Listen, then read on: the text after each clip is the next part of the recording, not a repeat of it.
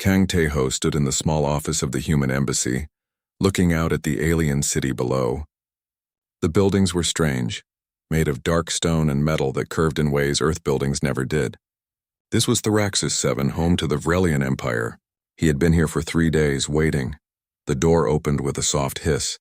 Ambassador Choi Hee-jin walked in, her face tight with worry. She was a small woman, but everyone knew she was tough. She had to be, dealing with the Vrelians every day. "They want to meet you now," she said. "Tae-ho, are you sure about this? These aliens don't think like we do. They see everything as a fight. Win or lose, kill or be killed." Tae-ho turned from the window. He was a tall man with calm eyes and rough hands from years of outdoor work. "I understand. Do you?" Hee-jin crossed her arms. "The Vrelians are proud. They've ruled this part of space for thousands of years. Asking humans for help hurts their pride. If you fail, they'll blame all of humanity.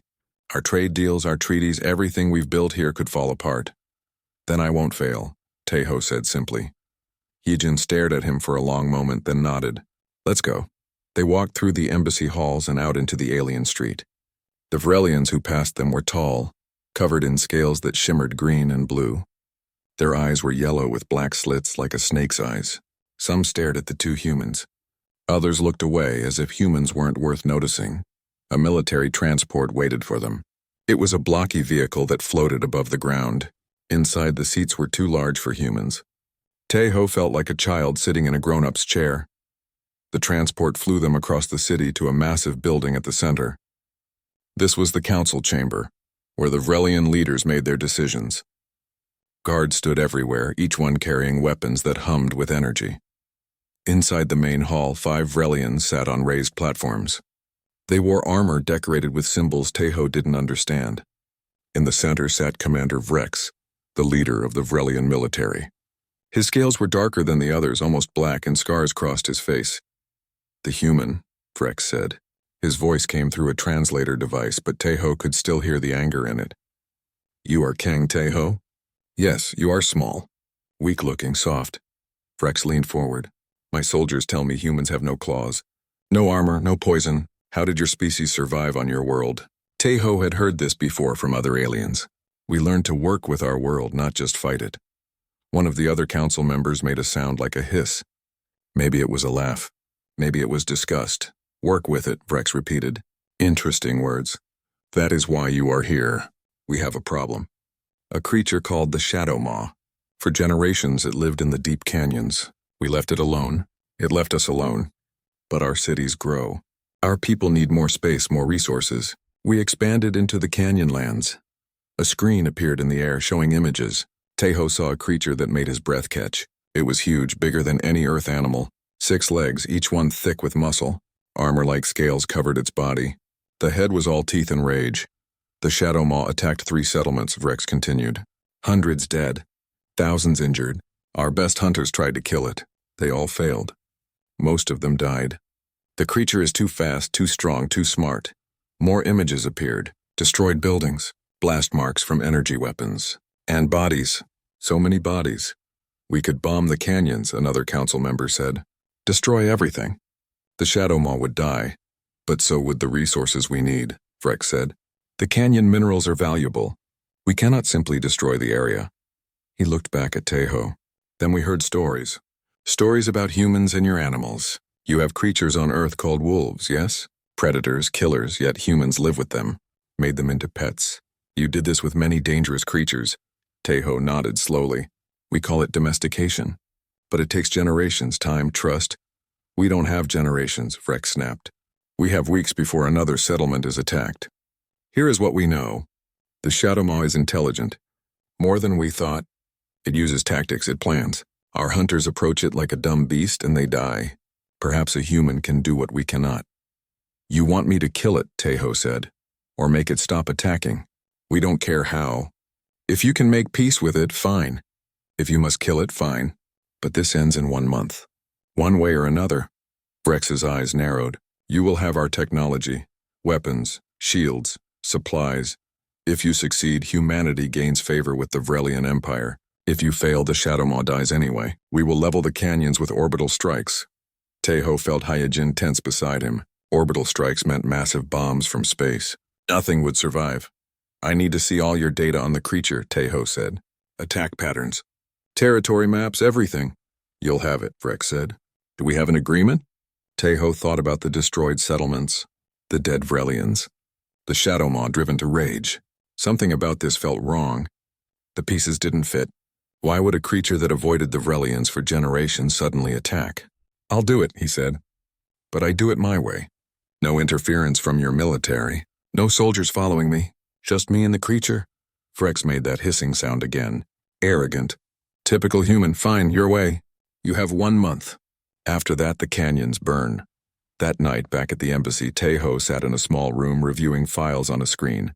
Hours and hours of data about the Shadow Maw. Attack reports. Casualty lists. Blurry images from security cameras. Hyojin brought him tea. Real Earth tea, which was expensive this far from home. You think you can do this? She asked. I think something's wrong with their story, Tejo said. He pointed at the screen. Look at these attack patterns.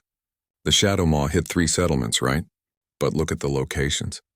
Look at when it attacked. Hyojin leaned closer. What am I seeing? The timing. Each attack came right after new construction started. And the locations? They're not random. These 3 settlements all expanded into new canyon areas in the last year. The Shadow Maw isn't hunting Vrelians. It's not attacking for food or territory in the usual way. Then what? Tejo sat back, sipping the hot tea. It's protecting something, or trying to reach something. The Vrelians see it as a monster that needs to die, but every animal has a reason for what it does. I just need to figure out what that reason is. And if you can't, then a unique creature dies and the Vrelians learn nothing. Tejo looked out the window at the alien stars. I've tracked animals my whole life. Bears, tigers, wolves. They all have a language if you know how to listen. Maybe the Shadow Maw does too. The Vrelians won't wait forever. I know. Tejo finished his tea. That's why I leave at dawn. Somewhere in the distant canyons under those alien stars, the Shadow Maw waited. It didn't know a human was coming. It didn't know its fate hung in the balance. It only knew its purpose, its drive, its desperate need. Soon predator and human would meet. And nothing would be the same after. The Vrelian transport dropped Tejo at the edge of the canyon lands just after sunrise. 2 suns hung in the sky here, one yellow and one pale orange. They painted the rocks in strange colors, reds and purples he had never seen on Earth. A Vrelian soldier handed him a pack. Your supplies. Food for 3 weeks, water purifier, energy shield generator, and this. The soldier held out a plasma rifle, sleek and deadly. Tejo looked at the weapon but didn't take it. I won't need that. The soldier's eyes widened. The Shadow Maw can tear through steel. Without a weapon, you'll die. If I carry a weapon, I look like a threat. I'm not here to fight. Tejo adjusted the pack on his back. It was heavy, but he'd carried worse. Madness, the soldier muttered, but he kept the rifle and climbed back into the transport. The vehicle rose into the air and disappeared over the rocky hills. Tejo stood alone in the canyon lands. The wind blew hot and dry. Strange plants grew between the rocks, things with silver leaves and purple stems. In the distance, he heard something cry out. Not human, not Vrelian. Something else entirely. He touched the device behind his ear. The translator implant. Testing. Can you hear me? A woman's voice came through, speaking Korean. I hear you, Tejo. This is Dr. Park Sora. I'll be your support from orbit. I have satellite eyes on your position. Good to meet you, Dr. Park. Please, call me Sora. I've studied your file. Search and rescue on Earth, wildlife tracking, mountain survival. Impressive. But this isn't Earth. The creatures here didn't evolve with humans. They don't know what we are. That might help, Tejo said. He started walking into the canyon. The Shadow Maw has only ever seen Vrelians, soldiers, hunters, people who want to kill it. I'm something new. Or you're just easier to eat, Sora said, but he could hear the small smile in her voice. The canyon walls rose high on both sides. The rock was smooth, carved by wind and time. Tejo walked carefully, watching everything. The scratches on the stone, the way the sand shifted, the broken plants. After an hour, he found the first sign, deep grooves in the canyon wall, too high for him to reach even jumping. 4 parallel lines, each one as wide as his hand. Sora, are you seeing this? I see it. Claw marks. Fresh, maybe 2 days old. Tejo ran his fingers near the marks, careful not to touch. The Shadow Maw came through here recently, moving north. He looked at the pattern of the scratches. It was moving fast but not running. See how the marks are even? Not desperate, just purposeful. Where do you think it's going? That's what I need to find out. He followed the signs deeper into the canyons. More claw marks, tracks in soft sand, six-legged and huge. Once he found the remains of something the creature had eaten. Bones picked clean, cracked open for the marrow. The Shadow Maw is a careful eater, Tejo noted. Nothing wasted. It ate everything it could. That tells me food isn't abundant here. The Vrelian mining operations probably disrupted the local ecosystem, Sora said, scared away prey animals, or destroyed their habitats. Tejo crouched by a patch of disturbed ground. Something had been dug up here, but the hole was filled in. Sora, do you have maps of Vrelian mining sites in this area? There was a pause. He could hear her typing on keyboards far above. Sending data now. A small screen on his wrist lit up with a map. Red dots showed where the Vrelians had been digging. Tejo compared it to his position. His eyes narrowed. Every mining site is in the same type of area, places with crystal formations. The Vrelians were taking the crystals. Correct. The canyon crystals have unique properties. They're used in Vrelian technology. And look at this. Tejo pointed, even though Sora was in orbit and couldn't see his finger. The Shadow Maw's attack sites. All three settlements were built right on top of old crystal deposits. The Vrelians destroyed the crystals to make room for buildings. You think the creature is protecting the crystals? Maybe. Or it needs them for something. Tejo stood and kept walking. I need to find an intact crystal formation. One the Vrelians haven't destroyed. It took him 3 more days. 3 days of following tracks, reading signs, moving deeper into territory no Vrelian had explored. The canyons here were older, carved deeper. The walls glowed faintly at night with a blue light. Bioluminescence, Sora called it. Life that made its own light. On the evening of the 4th day, Tejo found the crystals. They grew from the canyon floor like a garden of glass, each one taller than him. They pulsed with soft light, blue and green and purple. The air around them felt different. Charged somehow, Sora, are you seeing this? I am. Tejo, those crystals are putting out radiation. Not dangerous to you, but it's a specific wavelength. I've never seen anything like it. Tejo walked between the crystals carefully, almost reverently. They're beautiful. They're also being tracked. I'm picking up Vrelian signals in the area. They know about this formation. There's a mining crew scheduled to clear it next month. Of course there is. Tejo touched one of the crystals gently. It was warm under his hand and seemed to hum with energy. Everything connects to these. The Shadow Maw, the attacks, all of it. He made camp that night among the crystals. He didn't dare light a fire, not here. Instead, he ate cold rations and watched the crystals glow brighter as darkness fell. It was like sitting in a cathedral of light. Sleep came slowly. He kept thinking about the Shadow Maw, about what drove it to such violence. Animals weren't cruel. They didn't kill for fun. They killed for food, for territory, for protection. So what was the Shadow Maw protecting? He woke to breathing, not his own. Something else. Something big. Tejo didn't move. He kept his eyes half closed, his body still. Every instinct screamed at him to run, but he knew that would mean death. Predators chased prey that ran. The breathing came closer. He smelled it now, a sharp smell like ozone and something organic. The ground trembled slightly with each step. Through his barely open eyes, he saw it. The Shadow Maw. It was even bigger than the pictures showed. Its head was massive, with eyes that glowed red in the crystal light. 6 legs moved with terrible grace. Armor covered its body, overlapping plates that looked harder than stone. The tail was long and tipped with bone spikes. It could kill him in a second. Less than a second. The Shadow Maw lowered its head, sniffing. Its nose was inches from Tejo's face. Hot breath washed over him. He smelled blood and stone and something ancient. Every muscle in his body was tight. Ready, but he didn't move. Didn't run. He just breathed slowly, calmly, like he was still asleep. The Shadow Maw made a sound, low and rumbling. It vibrated through the ground and up through Tejo's body. Not quite a growl.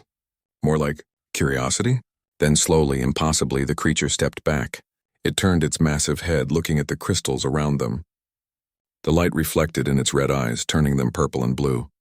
It knows these crystals, Tejo realized. This place is important to it. The Shadow Maw looked back at him one more time. Their eyes met. Predator and prey, hunter and human, two intelligent beings trying to understand each other. Then the Shadow Maw turned and walked away, disappearing into the darkness beyond the crystal light. Teho let out a breath he didn't know he'd been holding. His hands were shaking. "Teho!" Sora's voice was urgent in his ear. "I saw it. I saw the whole thing. Why didn't it attack?" "Because I wasn't a threat." Teho sat up slowly, his heart still racing. "And because this place matters to it. These crystals.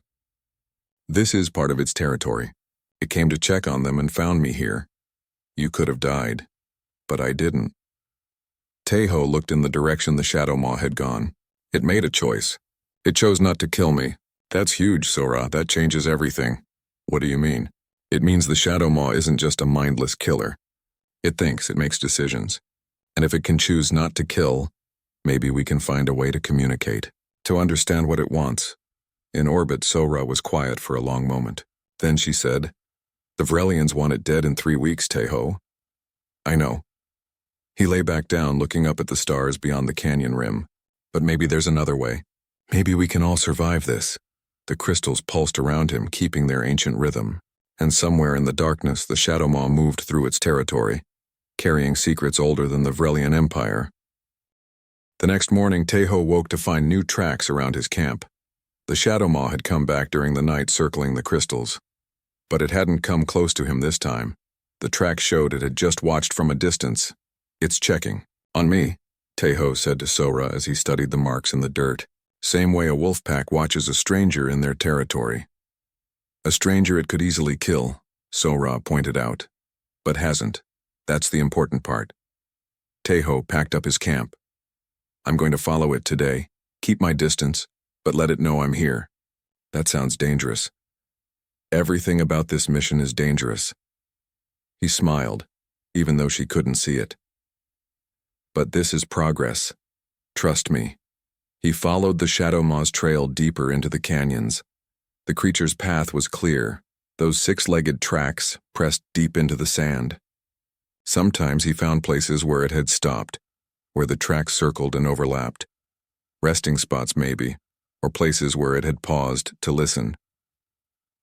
Around midday, Teho noticed something odd. The Shadow Maw's trail led to a canyon wall, then just stopped. He stood there staring at solid rock, confused. "Sora, I've lost the trail. The tracks end at a wall. Scanning now. Hold on." He could hear her working, pulling up data. "Teho, there's a gap in the rock. Narrow, only about 2 meters wide. Your satellite view can't see it because of the angle, but it's there." Teho looked more carefully and found it. A crack in the canyon wall hidden in shadow. Clever. The Shadow Maw had found a secret path. He squeezed through the gap. On the other side was another canyon, smaller and more protected. The walls were covered in crystal formations, more than he'd seen anywhere else. They grew thick here, creating forests of glowing stone. And in the center of this hidden place, he found them. 3 small Shadow Maws. They were each about the size of a large earth horse, tiny compared to their mother. Their armor was softer, not fully hardened yet. Young ones, babies. They lay on the ground, barely moving. Their breathing was slow and labored. As Teho watched, one of them tried to stand and failed, collapsing back onto its side. "Oh no," he whispered. "Sora, I found juveniles, 3 of them, and they're dying." "What?" "Let me see." He held up his wrist, pointing the camera at the young Shadow Maws. Sora made a sound of distress. "They look malnourished, weak." Teho moved closer slowly. The juveniles watched him with dim red eyes but didn't have the strength to move away. Up close he could see their ribs showing through their armor, skin stretched too tight. These weren't just sick. They were starving. But why? Teho looked around. "This place is full of crystals. It's protected. It should be perfect for raising young. Let me run some tests on those crystals." Sora went quiet, working. Teho sat down near the juveniles, not too close but close enough to observe. One of them made a weak sound like a kitten mewing. "Teho," Sora's voice came back, tight with realization. "The crystals here are dead, or dying. Look at them closely. He did. The crystals that had seemed so beautiful at first glance were actually faded, cracked. Their light was weak and flickering. The radiation signature is wrong, Sora continued. It's too weak. These crystals are barely putting out any energy at all. But in the other canyon where you camped, the crystals were strong. The radiation there was 10 times more powerful. So, the juveniles need the crystal radiation, Tejo said, understanding flooding through him. That's their food source, or part of it, like how some earth animals need sunlight or specific minerals. Exactly. These young ones are stuck in a place where the crystals are dying. They're starving for the radiation they need to grow. Then, why doesn't the mother move them to a place with healthy crystals? Let me check the maps of Vrelian activity. More typing sounds. Then silence. When Sora spoke again, her voice was angry. Tejo, every single healthy crystal formation in this region has been destroyed by mining or has settlements built on top of it. The only intact formation left is the one where you camped, and that's scheduled to be mined next month. Tejo felt cold despite the heat. So the mother Shadow Maw attacked the settlements because they were built on her children's food source. She was trying to reach the crystals, trying to get her young to the radiation they need to survive, and the Vrelians saw it as random attacks. Tejo looked at the dying juveniles. They destroyed this creature's entire world and then called her a monster for fighting back. A sound made him turn. The adult Shadow Maw stood at the canyon entrance, blocking the light. She had returned. Tejo stood slowly, hands visible and empty. He didn't run. Running would trigger her hunting instincts. The Shadow Maw walked forward, each step heavy and deliberate. She moved past Tejo, barely glancing at him, and went to her children. She nuzzled each one gently, making soft rumbling sounds. The juveniles tried to respond, but they were so weak. The mother Shadow Maw made a sound then that Tejo would never forget. It was a cry of grief and frustration. She knew her children were dying. She had tried everything to save them and failed. She brought me here, Tejo said quietly. Yesterday when she found me at the crystals. She could have killed me, but instead, she let me live. She was testing me. And now she's brought me here to see this. She's asking for help. Can she really understand that you might help? Sora asked. I don't know. But she's intelligent enough to know I'm different from the Vrelians. I'm not hunting her. I'm not trying to kill her. Maybe she thinks I'm her last chance. The Shadow Maw turned her massive head to look at him. Her red eyes were full of an emotion he recognized. Any parent would. Desperation. Tejo made a decision that could get him killed. He walked toward the juveniles. The mother tensed, her body coiling like a spring. One wrong move and she would strike. But Tejo didn't threaten. He knelt beside one of the young ones and gently placed his hand on its head. The armor was warm and surprisingly soft, not fully hardened yet. The juvenile made a weak sound. I'm going to help, Tejo said out loud. He didn't know if the Shadow Maw understood words, but maybe she would understand tone. I'll save your children. I promise. The mother Shadow Maw watched him. Then, slowly, she lowered her head and touched her nose to his shoulder. Not aggressive, not threatening, just contact. A gesture of trust from a creature that had never trusted any being from the stars.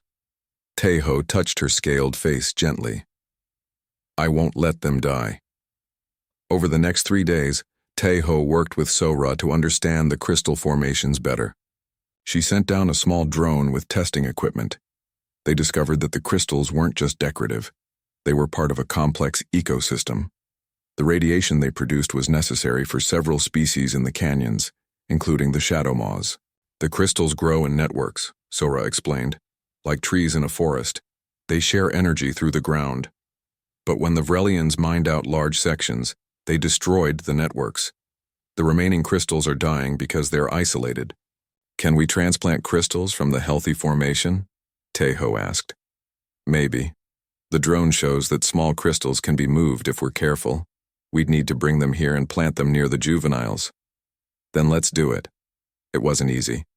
Tejo had to carefully break off smaller crystal growths from the healthy formation and carry them back to the hidden canyon. Each trip took hours. The mother Shadow Maw watched him work, sometimes following, sometimes staying with her young. On the third day, as he planted the last crystal near the juveniles, something amazing happened. The new crystals began to glow brighter. They connected somehow with the dying crystals around them, and the whole network started to come back to life. The juveniles stirred. One of them lifted its head, eyes brightening. They could feel the radiation returning. "It's working," Sora said excitedly. "The radiation levels are increasing. Slowly, but it's happening." Tejo sat back, exhausted and covered in dirt. The mother Shadow Maw approached him. She was so close he could feel the heat from her body. Then she did something unexpected. She lay down beside him, curling her massive body in a protective circle around both him and her young. She had accepted him into her family. "Sora," Tejo said softly, "document this. Make sure you have recordings. The Vrelians need to see what we found here." "Already done." "But Tejo, you realize what this means. The juveniles will survive now, but the Vrelians still plan to mine these crystals. And they're not going to care about one alien family. Then we have to make them care." Tejo looked at the mother Shadow Maw resting beside him, trusting him with her most precious things. "We have 2 weeks left. That's enough time to change some minds. I hope you're right." That night, Tejo slept in the hidden canyon surrounded by glowing crystals and shadow maws. For the first time in his life, he had been accepted by an apex predator. Not as prey, not as a threat, but as something else entirely. As family. The juveniles were getting stronger by the hour, feeding on the crystal radiation. The mother was calmer, the desperate edge gone from her behavior. Peace had come to this hidden place, but Tejo knew it wouldn't last. The Vrelian military was counting down the days. And Commander Vrex didn't believe in compromise. The real fight was about to begin. Commander Vrex watched the video feed with cold eyes. On the screen, the human sat among the Shadow Maw family like he belonged there. The creature that had killed hundreds of his soldiers was treating this soft, weak human like a member of its pack.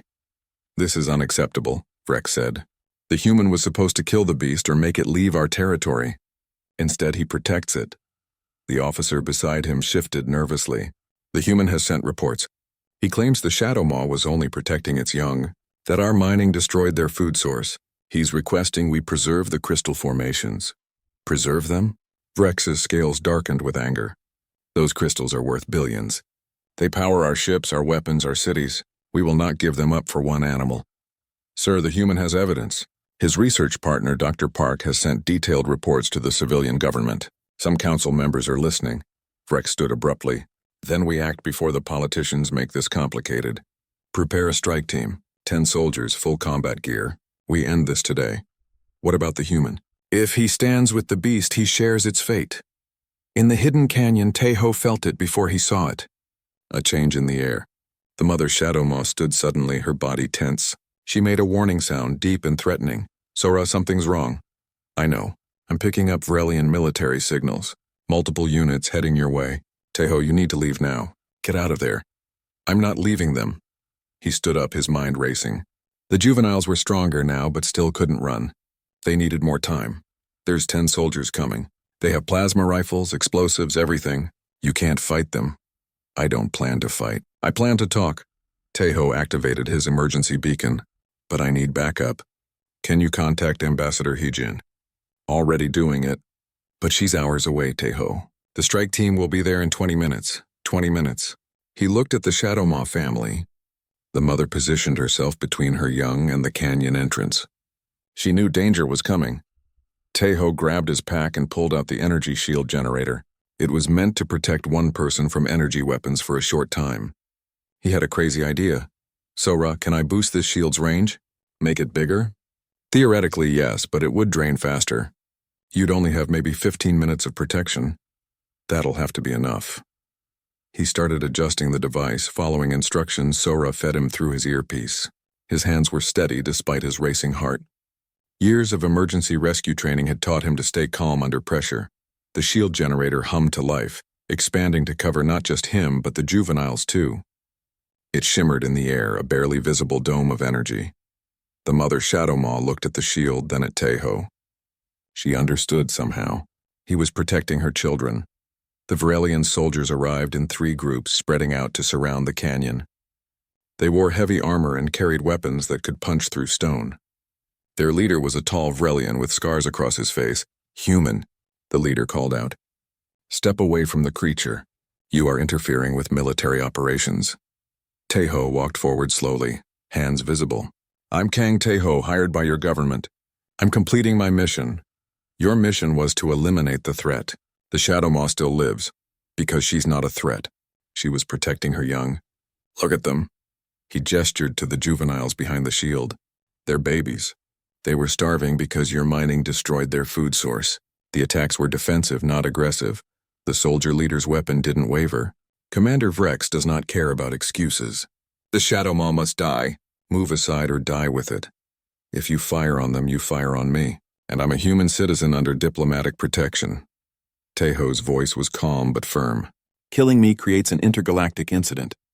Your commander knows this." The soldiers looked at each other, uncertain. Killing a human would bring complications. Their empire had trade agreements with Earth, treaties that benefited both species. The mother Shadow Maw growled, a sound that shook the ground. She took a step forward, placing herself between Teho and the soldiers, protecting him the way he was protecting her young. "The creature defends you," the soldier leader said, surprised. "How is this possible?" "Because trust goes both ways," Teho said. "She knows I'm trying to help. Just like I know she's not a mindless killer. She's a mother defending her family." One of the soldiers lowered his weapon slightly. "Commander Vrex will not accept this." "Then Vrex is wrong." A new voice came from behind the soldiers. They turned to see Ambassador Choi Hee-jin walking into the canyon, flanked by 2 Vrelian civilians in council robes. "Ambassador," the soldier leader said, "you should not be here. This is a military operation." "This is a diplomatic incident," Hee-jin corrected. She walked past the soldiers without fear, joining Teho. "One that requires careful consideration, not violence." The 2 Vrelian council members followed her. One was old, his scales faded with age. The other was younger, with intelligent eyes. "I am Council Member Thex," the older one said. "We have reviewed Dr. Park's research. The humans' findings are compelling. The Shadow Maw's attacks correlate exactly with mining operations in crystal-rich areas. The creature was driven to violence by our actions," the younger council member added. "This is not a military problem. It's an ecological one." The soldier leader looked frustrated. "Commander Vrex ordered us to eliminate the threat." "Commander Vrex does not have final authority," Thex said coldly. "The council does. We are here to evaluate the situation personally." Hee-jin walked closer to the shield, looking at the juvenile Shadow Maws. They watched her with curious red eyes, less afraid now that their mother was calm. "They're beautiful," she said softly. Then louder, "How many Shadow Maws exist, Council Member Thex?" "Unknown. We never studied them. They avoided our settlements until recently. And now you've destroyed most of their habitat, killed their food source. If you eliminate this family, you might be causing extinction." Hee-jin turned to face the soldiers and council members. "Is that what the Vrelian Empire wants to be known for? Destroying unique life through ignorance?" "The crystals are valuable," the younger council member said, but his voice was uncertain. "We have crystals on 100 worlds," Thex countered.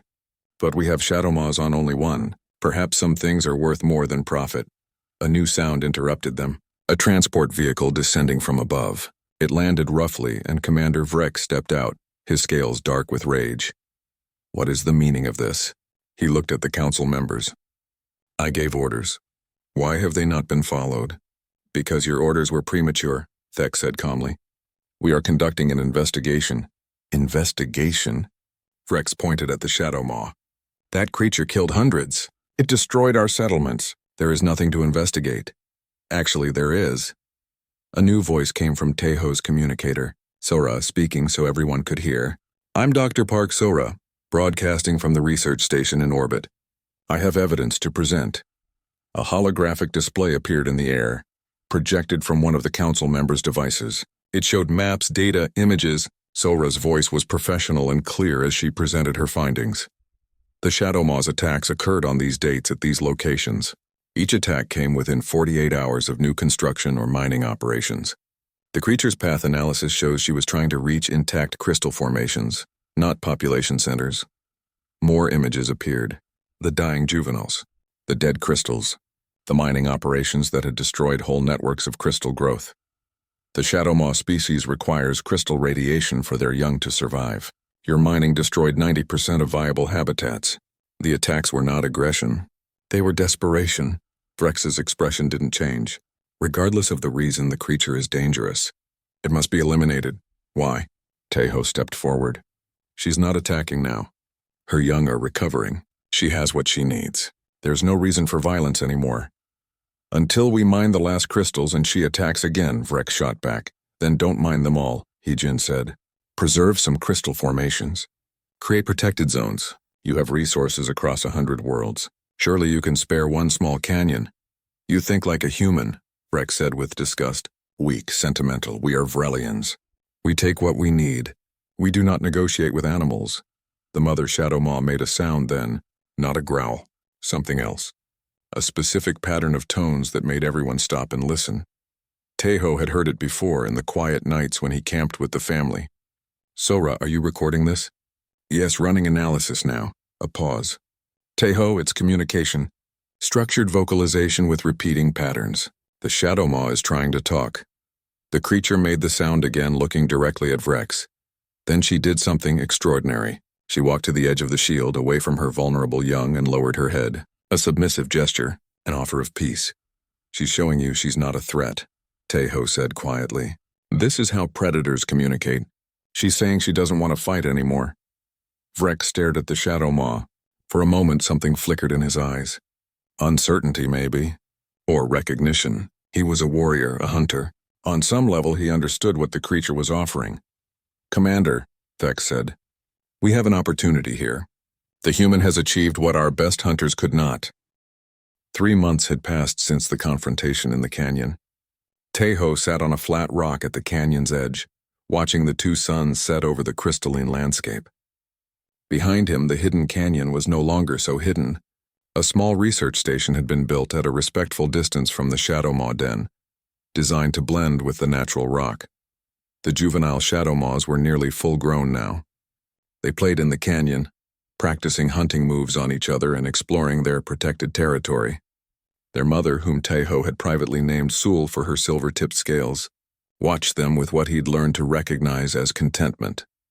Here's your evening tea, Dr. Park Sora said, climbing up to join him on the rock. She'd transferred down from the orbital station 2 months ago, unable to resist studying the Shadow Maws up close. Sang-Woo brought fresh supplies today. Real coffee, actual vegetables, and about 20 messages from scientists who want to visit. Still saying no to most of them, Tejo said, accepting the warm cup. The Shadow Maws need stability, not a parade of researchers. I know. But the scientific community is going crazy. We're documenting the first successful human-alien apex predator bond. Every university in human space wants data. Sora sat beside him. The Vrelian academic institutions, too. Turns out they're fascinated by what you've accomplished.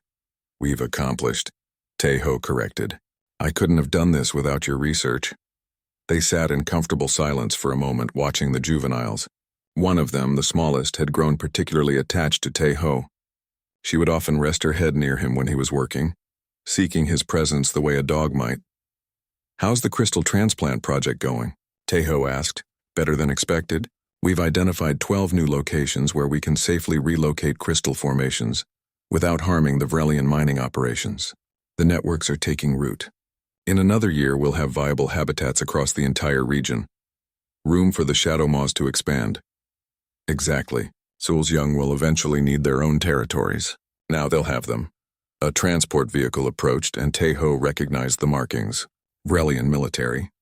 His hand instinctively went to the communication device that would alert Sul if needed. But he waited. Commander Vrex climbed out of the transport alone, which was unusual. He walked toward them with his typical military bearing, but something about his posture was different. Less aggressive, human, Vrex greeted. Dr. Park. Commander, Tejo replied. This is unexpected. I came to see the creatures for myself. Without soldiers, without weapons. Frex looked toward the canyon where the juveniles played. I wanted to understand what you saw in them. Sul emerged from the canyon, sensing a stranger. She moved between Vrex and her young, protective but not aggressive. The commander and the Shadow Maw regarded each other. She's larger than I expected, Vrex said quietly. More graceful. She's learned that not all Vrelians are threats, Teho said. Just like you're learning that not all Shadow Maws are monsters. Vrex watched Sul for a long moment. Then he did something that shocked both humans. He slowly lowered himself into a sitting position, a vulnerable pose for a Vrelian warrior. A gesture of respect. Sul cocked her head, studying him. Then incredibly, she approached. She sniffed the air around Vrex, careful and cautious. The commander didn't move, barely seemed to breathe. After what felt like an eternity, Sul made a soft rumbling sound and returned to her young. Permission granted. He could stay. I was wrong, Vrex said simply, still sitting. About many things. About the Shadow Maws. About humans. About strength and what it means. He looked at Taiho. My people have conquered 100 worlds. We have the most powerful military in this sector. But we never learned what you showed us here. What's that? Taiho asked. That true strength includes choosing not to fight when fighting is possible. That understanding your enemy can turn them into an ally. Vrex stood slowly. The Vrelian High Council has made a decision. We are creating a new position, ecological liaison, someone who manages relationships between our empire and the native species on our worlds. They want you for the job. Taiho blinked in surprise. Me? You've proven you can bridge the gap between species. That you can find solutions where we only saw conflict. The position would give you authority across Vrelian space, legal protection for endangered species, resources to study and preserve native life. That's a big responsibility, Taiho said. You've already been doing it, Sora pointed out, grinning, just without the official title. There's more, Vrex continued. Ambassador Heejin has negotiated a new treaty. Humans will serve as ecological consultants for expansion projects. Your species has a talent for understanding and adapting to new environments. We want to learn from that. You're changing how you approach colonization, Taiho realized. We're trying to. It won't be easy. Many Vrelians still think like I used to. That might makes right, that other species don't matter. But you've shown us a better way. Vrex looked back at Sul and her family. And it starts here with one human and one family of Shadow Maws. Over the next few weeks, Taiho considered the offer. He talked with Sul in the way they'd developed, through gestures and sounds and understanding. He talked with Sora, who encouraged him enthusiastically. He talked with Hyojin, who explained the political implications. In the end, he accepted, but he made conditions. The research station would remain here. Sora would continue studying the Shadow Maws, and he would return regularly, because Sol and her family weren't just his job, they were his friends. The official ceremony was small. Just Taiho, Heejin, Vrex, and a few council members. They stood at the canyon's edge while Sul and her young watched from a respectful distance. Kang Taiho, council member Thex, said formally, You are hereby appointed as the first ecological liaison to the Vrelian Empire. Your duty is to protect, preserve, and study the native life on our worlds, to ensure that our expansion doesn't come at the cost of extinction, to find balance between our needs and the needs of other species. I accept, Taiho said. And I promise to do everything I can to make sure what happened here becomes the standard, not the exception. As he spoke, Sul made a sound, that specific pattern of tones they'd come to recognize as communication. Sora had been studying it extensively. She's approving, Sora translated, consulting her datapad. The vocal pattern indicates acceptance or agreement. She understands what's happening. She's giving her blessing. The creature speaks? Vrex asked, surprised. We think so. It's not language like ours, but it's structured communication. Sul is far more intelligent than anyone realized. Sora smiled at the Shadow Maw. She's been teaching us as much as we've been studying her. After the ceremony, as the officials left, Taiho walked back to the canyon. Sul met him halfway, and her 3 offspring bounded over playfully. The smallest one, his favorite, nuzzled against him with enough force to nearly knock him over. I'm going to be traveling a lot, he told them, knowing they probably didn't understand the words but would understand the tone. But I'll always come back. This is home. Your family. Sul rumbled in response and touched her nose to his hand, understanding in the way that transcended language. That evening, Yun Sang-woo arrived with supplies and news. You're famous, you know. Back on Earth, they're calling you the Apex Whisperer. Every newsfeed is talking about the human who befriended an alien monster. She's not a monster, Tejo said automatically. I know, but that's the story they tell. The lone human who succeeded where an empire failed. It's very dramatic. Sang-woo grinned. Also, I've been promoted.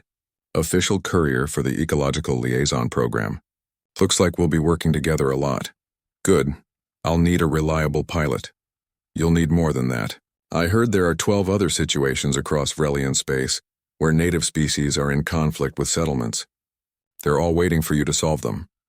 Tejo looked at the canyon at Sol and her family living peacefully under the stars, one at a time. That's how we build peace. One species, one relationship, one understanding at a time.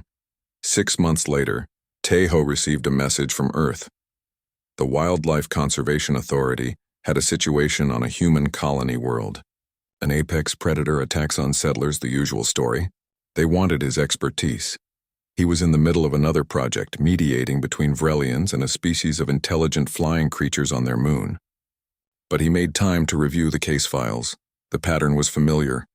Habitat destruction. Defensive behavior misunderstood as aggression. A species just trying to survive in a world being changed by colonization. Can you handle it? The message asked.